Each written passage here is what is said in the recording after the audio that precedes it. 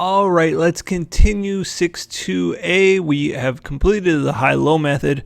Now we're going to do a scatter graph for this data. So to do a scatter graph, it's very helpful to have graph paper or something resembling graph paper, but you can just do it on like lined notebook paper and it would just be fine. So we just want to graph this data. Remember, the y-axis is always going to be our cost. In this case, it's our shipping cost, and the x-axis is going to be our activity level. And in this case, that's the number of packages shipped. So something I like to do is I like to sort of measure up my axis. So I know on the number of packages shipped, the maximum number is 130. I also know I've made a 20 line, there's 20, it's a 20 by 20 grid. I'm actually going to just take the first 13, the 1, 2, 3, 4, 5, 6, 7, 8, 9, 10, 11, 12, 13. And I'm just going to say each one of these is 10. So 10, 20, 30, 40, 50, 60, 70, 80, 90, 100, 110, 120, and 130. And that's all I'm going to need.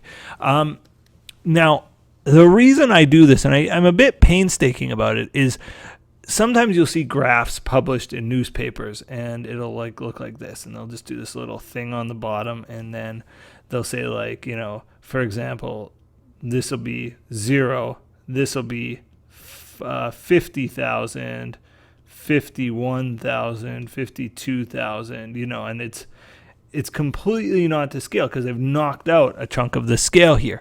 What I'm saying in doing it this way is don't knock out a chunk of your scale. Look, I could start, you can see my lowest number is 90. So you could think, oh, why don't I just go 90, 100? No, you cannot do that. Do not do that. Do not skip a piece of your scale. The reason is we're trying to compute the slope of a line and we're trying to compute the intercept, and it will screw up your answer if you choose to do that. So start from 0 and don't skip any parts of your graph. Okay, again, another place I'd be tempted to skip here is it starts at 1100, so why don't I go 0, 1100, 1200, 1300? No, that's terrible. I got to start from 100. So in this case, I'll be able to do it 100, 200, 300, 400, 500, 600, 700, 800, 900, 1,000, 1,100, 1,200, 1,300. How high do I have to go? Looks like 1,500 is my high point. 1,400, 1,500. Okay, so there I've got sufficient room to graph this. Now let's graph it. So we'll start with January. 100. We don't use just the two high and low points. We use all the points. So 100 is my number of packages shipped. 1,200 is my shipping costs. So for January, maybe I'll change the color here to red. For January, it's 100 is the number of packages shipped, and 1,200 is my cost. So there we are. That's January. For February, 120 and 1,300. Okay, 120 and 1,300. There we are. For March, 125 and 1,350. So halfway between 120 and 130, and halfway between 1,300 and 1,400. All right. Oop, what happened there? There we go. Oh, supposed to be totally in the middle of that. Okay, that's as good as I'm going to do. 130 and 1,500 for the next one. 130 and 1,500. And you can see it's not making really something linear here, right? It's a little bit all over the map. Next, 110 and 1,400. 110 and 1,400. Yeah, it's definitely all over the map. And last, 90 and 1,100. 90 and 1,100. Okay.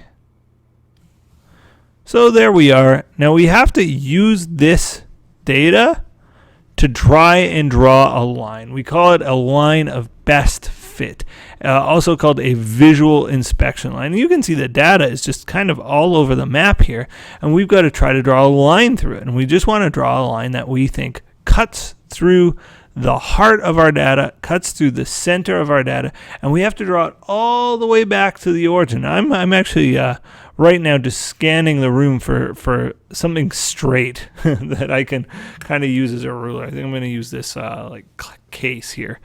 And so all we want to do is, as best as we can, we want to draw a straight line that cuts through our data. And okay, here's going to be mine. Wish me good luck, everybody. That's a little low. Try it again. See if I've learned any lessons here. That's better. Okay, I'll take it. That's going to be my line. So, all right, we've done our line. I actually feel pretty happy about that line. So I think that cuts through my data reasonably well, right?